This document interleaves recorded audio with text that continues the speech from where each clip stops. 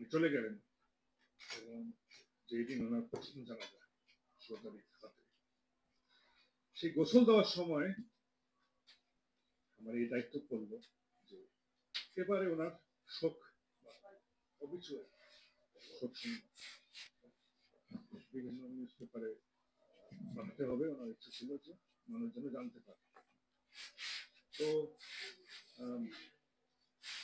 সেই সেই অবিচুয়ারি শোক সংবাদটা লিখতে কষ্ট হলেও আমার বেশি সময় লাগে, খুব কম সময় আমি এটা সম্পন্ন করতে পারছি। কারণ আমার বাবাকে নিয়ে যে বিবরণের যে বিশেষণগুলি ব্যবহার করতে হবে, যে বিশেষণ চয়ন সেটা করতে আমার মুহূর্ত লাগে, খুব সহজ। কয়েকটা শব্দ: সৎ, নীতিবান, হয়তো কয়েকটা বিশেষণ আমি বাদ দিয়েছি, আমার হয়তো মনে আসে নাই।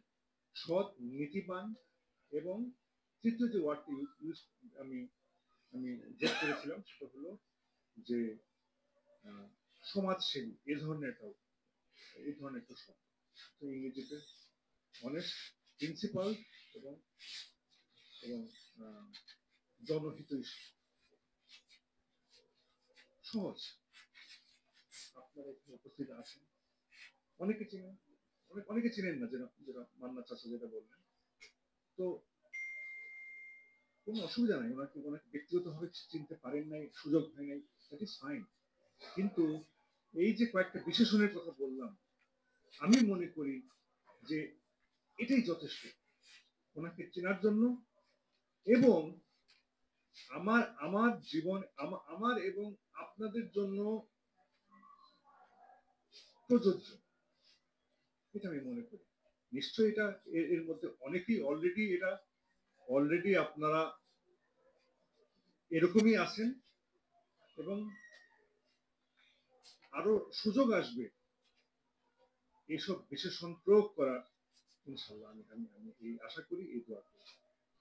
আর একটু পরে আমি অন্যান্যদেরকে, বিশেষ করে মান্না চাচাকে বলার কথা সুযোগ করে দেব, এই জেনে যে আমি যা পারবো না, সন্তান হয়েও যা পারবো না, মান্না চাচাকে আমি যেভাবে চিনেছি, যেভাবে দেখেছি, এবং আওয়ামী লীগ ছেড়ে দেওয়ার পরে উনি যে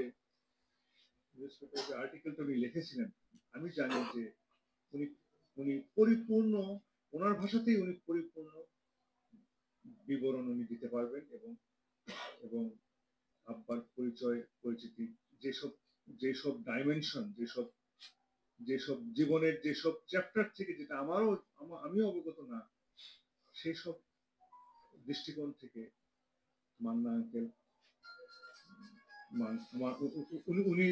উনি